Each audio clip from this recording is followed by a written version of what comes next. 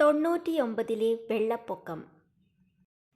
നാം അടുത്തിടെ അനുഭവിച്ചറിഞ്ഞ പ്രളയമുണ്ടായത് 2018-ലാണ്.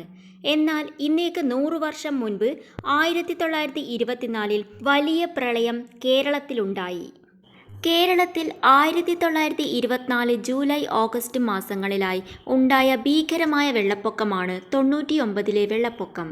കൊല്ലവർഷം 1099-ലാണ് ഇതുണ്ടായത് എന്നതിനാലാണ് 99-ലെ വെള്ളപ്പൊക്കം എന്ന പേരിൽ ഇതറിയപ്പെടുന്നത്. 20-ാം നൂറ്റാണ്ടിൽ കേരളം കണ്ട ഏറ്റവും വലിയ പ്രളയമായിരുന്നു ഇത്. 1099 കർക്കിടക മാസം തുടങ്ങി 3 ആഴ്ചയോളം നീണ്ടുനിന്ന പേമാരിയും പ്രളയത്തിലും കേരളത്തിലെ താഴ്ന്ന ഭാഗങ്ങൾ മുഴുവൻ മുങ്ങിപ്പോയി. മധ്യ തിരുവിതാംകൂറിനെയും തെക്കൻ മലബാറിനെയും പ്രളയം ബാധിച്ചു. സമുദ്രനിരപ്പിൽ നിന്ന് 6500 അടി ഉയരമുള്ള മൂന്നാറിലെ തേയിലത്തോട്ടങ്ങളിൽ വരെ വെള്ളപ്പൊക്കമുണ്ടായി. ഈ വെള്ളപ്പൊക്കത്തിൽ മരിച്ചവർ എത്രയെന്ന് കണക്കില്ല. അങ്ങനെ ഒരു കണക്കെടുക്കാനുള്ള സംവിധാനം അക്കാലത്ത് ഉണ്ടായിരുന്നില്ല. അന്നത്തെ പത്രപ്രവർത്തകരും മറ്റു രേഖകളും പ്രളയത്തിൽ ഒരു ഏകദേശ ചിത്രം നമുക്ക് തരുന്നു. നാടൊട്ടുക്കും ഗതാഗതം മുടങ്ങി. പാലത്തിൽ വെള്ളം കയറി തീവണ്ടികൾ ഓട്ടം നിർത്തി. തപാൽ സംവിധാനങ്ങൾ നിലച്ചു. അല്പമെങ്കിലും ഉയർന്ന പ്രദേശങ്ങളിലെല്ലാം അഭയാർത്ഥികളെ കൊണ്ട് നിറഞ്ഞു. വെള്ളത്തോടൊപ്പം പട്ടിണിയും ജനങ്ങളെ വലച്ചു. 99-ലെ വെള്ളപ്പൊക്കത്തോളം വരില്ലെങ്കിലും 1939, 1961, 2018 എന്നീ വർഷങ്ങളിൽ കനത്ത വെള്ളപ്പൊക്കങ്ങൾ കേരളത്തിലുണ്ടായി. മധ്യ കേരളത്തെയാണ് ഏറ്റവും കൂടുതൽ പ്രളയം ബാധിച്ചത്. ആലപ്പുഴ മുഴുവനായും എറണാകുളത്തിന്റെ 3/4 ഭാഗവും വെള്ളത്തിനടിയിൽ മുങ്ങിയെന്നാണ് രേഖകൾ പറയുന്നത്. മധ്യ തിരുവിതാംകൂറിൽ 20 അടി വരെ വെള്ളം പൊങ്ങി. മഴ പെയ്തുണ്ടായ മലവെള്ളവും കടൽ വെള്ളവും ഒരുപോലെ കരയെ ആക്രമിച്ചു. മലബാറിലും പ്രളയം കനത്ത തോതിൽ ബാധിച്ചു. കർക്കിടകം 17 കഴിഞ്ഞപ്പോഴേക്കും തെക്കേ മലബാർ വെള്ളത്തിനടിയിലായി. കോഴിക്കോട് പട്ടണം മുക്കാലും മുങ്ങി. 2000 വീടുകൾ നിലംപതിച്ചു. പൊന്നാനി താലൂക്കിലും മറ്റ് കനോലി കനാലുകളിലും മൃതശരീരങ്ങൾ ഒഴുകി നടക്കുകയായിരുന്നു. 99-ലെ വെള്ളപ്പൊക്കം മൂലം കേരളത്തിന്റെ ഭൂപ്രകൃതിയും നദികളുടെ ഗതിയും വരെ സാരമായി മാറുകയുണ്ടായി. ഭാരതപ്പുഴയുടെ തീരങ്ങളിലെ ഇല്ലങ്ങളിൽ ആചാരപ്രകാരം സൂക്ഷിച്ചിരുന്ന അഗ്നി ഈ വെള്ളപ്പൊക്കത്തിൽ നശിച്ചുവെന്ന് ദേവകി നിലയങ്ങോട് അനുസ്മരിക്കുന്നുണ്ട്. സമുദ്രനിരപ്പിനടുത്തുള്ള പ്രദേശങ്ങളിൽ വെള്ളം കയറിയതിന് അത്ഭുതമില്ല.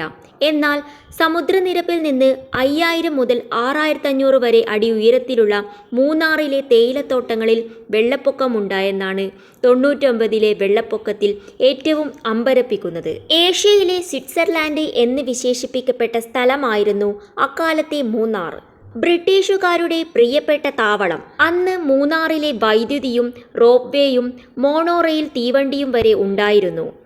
കിലോമീറ്ററുകൾ പരന്നുകിടക്കുന്ന ബ്രിട്ടീഷുകാരുടെ തേയിലത്തോട്ടങ്ങളും. 1924 ജൂലൈ മാസത്തിൽ മാത്രം മൂന്നാറിൽ രേഖപ്പെടുത്തിയ പേമാരിയുടെ അളവ് 171.2 ഇഞ്ചായിരുന്നു. ജൂലൈ പകുതിയോടെ തുടങ്ങിയ കനത്ത മഴയിൽ വൻതോതിൽ മണ്ണിടിഞ്ഞും മരങ്ങൾ കടപുഴകിയും മാട്ടുപ്പെട്ടിയിൽ 2 മലകൾ ചേർന്ന സ്ഥലത്ത് തനിയെ ഒരു ബണ്ടുണ്ടായി. തുടർന്നുണ്ടായ ദിവസങ്ങളിൽ രാവും പകലും പെയ്ത മഴയിൽ ഉരുൾപൊട്ടലുണ്ടായി. ഒഴുകിവന്ന മണ്ണും വെള്ളവും താങ്ങാനാവാതെ മാട്ടുപ്പെട്ടിയിലെ ബണ്ട് തകർന്നതോടെ ഒരു അണക്കെട്ട് പൊട്ടിയ പോലെയുള്ള വെള്ളപ്പാച്ചിലിൽ ഒഴുകിവന്ന വെള്ളവും ഒപ്പം വന്ന മരങ്ങളും കൂടി മൂന്നാർ പട്ടണം തകർത്ത് തരിപ്പണമാക്കി. റോഡുകളെല്ലാം നശിച്ചു. റെയിൽവേ സ്റ്റേഷനും റെയിൽപാതയും എന്നേക്കുമായി മൂന്നാറിനു നഷ്ടപ്പെട്ടു. അതേസമയം ഇപ്പോഴത്തെ ഹെഡ്വർക്ക് ഡാം സ്ഥിതി ചെയ്യുന്ന സ്ഥലത്ത് മലയിടിഞ്ഞ് ഒരു അണക്കെട്ട് ഉണ്ടായിരുന്നു. പഴയ മൂന്നാറിനു സമീപം ഏകദേശം 6000 ഏക്കർ പരന്നു കിടന്നിരുന്ന സ്ഥലം ഒരു വൻ തടാകമായി മാറി.